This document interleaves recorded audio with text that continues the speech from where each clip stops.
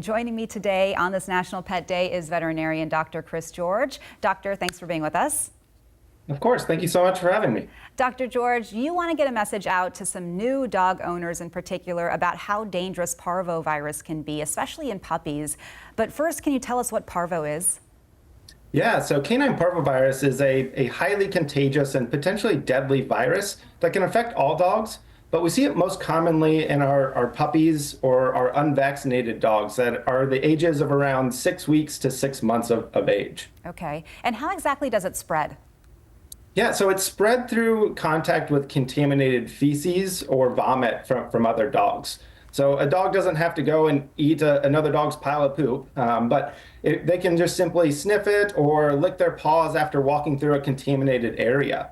And unfortunately, parvovirus is very hardy, so it can survive in the soil or in the environment for a year or potentially longer. Wow, that's alarming.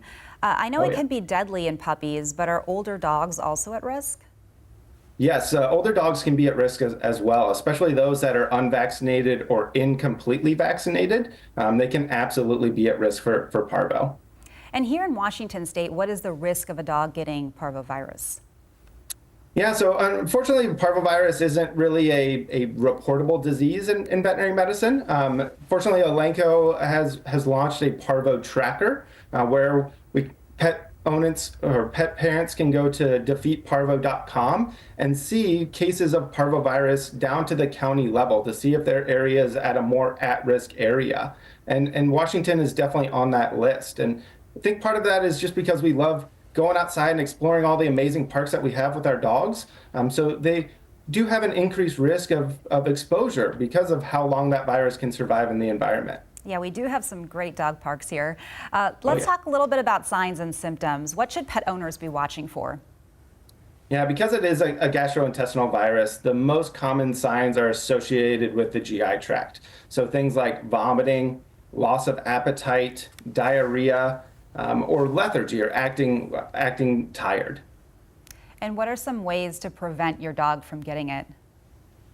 By far, the best thing I can recommend for all of our pet parents out there is vaccination. This is a preventable disease in dogs, and we do have very highly effective vaccines for our dogs.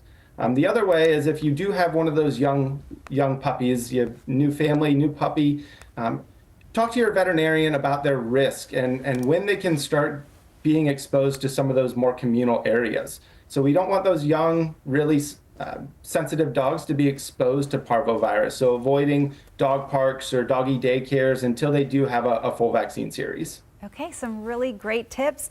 Dr. Chris George, thanks for being part of the show today. Of course. Thank you so much for having me.